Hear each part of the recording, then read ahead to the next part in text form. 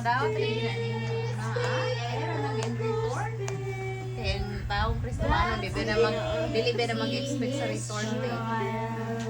Kung ako yung mga tagli ko mag-expect sa return. So the world, the kingdom sing, the words that Jesus. Oh, here she comes. Hi! Good morning. Hello, how are you? The two sisters sitting and eating together. Did you ever think that would happen? No. Mas worse pa po dahil. Buti mong mother. Wala dyan ko kapangapi. Ano? Happy na lang ka. Nyaro te, uli. Buti mong mother. Pwede maglabad din mong uluban. Di ka noon siya. Nagapuan lang nga kayo ba? Puyog yung mga marites. Oh. Palayok sila na ko. Kaya di pala ka makamarites. Silang rulen.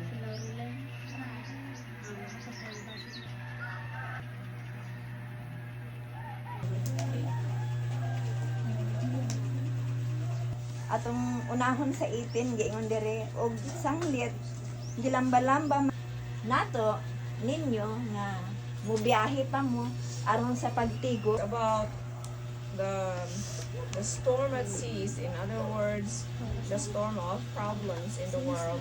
And so she shared about the verse Acts 27 verse 13, where the apostles, the disciples were caught in a storm in the sea, and so it's in life when storms, as she says, storm of problems and things or storm of sacrifices come to us, we have an immediate response. Like in the Acts 27:13, the man responded immediately to the storm by lightening up their load, by throwing away all their luggage or whatever they were in the boat.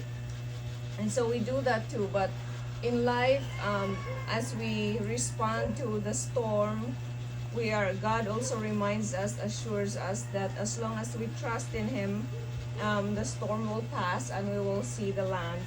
And so, Ate Corazon's sort of idea or recommendation is that no matter what storm, big or small, we just look at the signal that God gives us along the way, and as long as we remember that He has the signals to trust in Him and to just surrender to Him all the challenges along the way, then we are okay. We will see what He wants us to see. Given us commandment, the person who loves God must also love other believers. Amen. tul sa atong gikanta ganiha sa 33 bililhon ang kaluwasan. Ate Norma shares the message that spoke to her in a song, which reminds her that God invites us to seek forgiveness. So it reminded her of one of the biggest storms in her life in the last year, 2024, and she realized that it eventually calmed down. It seemed to have felt really big, but eventually it came down, and she believes, or she knows, that it did come down because she has God in her heart. And so she believes that there is happiness in the Lord through thanksgiving and seeking for forgiveness. And so she's grateful that she has held on to her faith, held on to God in her biggest storms. 20. Whoever says I love God but hates another believer is a liar. People who don't love other believers whom they have not seen can't love God whom they have not seen. Amen. For 1 Peter 5 verse 7, turn all your anxiety over to God because He cares for you. So, we had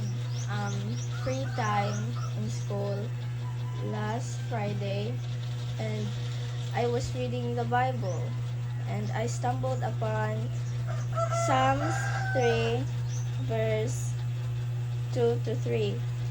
Many are saying of me, God will not deliver him. But you, Lord, are a shield around me, my glory, and the one who lifts my head high. Nay uban gamay. So, kanang murag kabalo man ko, pero never doubt sa imong trust ni Lord. Ang akong kinabuhi kay usahay man lang daw na ko siya. Strong. Dili sa akong kaugalingon nga strength kundi anong strength nagikan niya. Sometimes when I work in the garden, I see my life that I can compare it to the way how the soil works. Testimony that proof that God is working in our lives. Galatians and John, these things have I spoken that you should not think. Tawag na to grupo kay kahibalo siya na nag-serve sa duhaan. Praise God.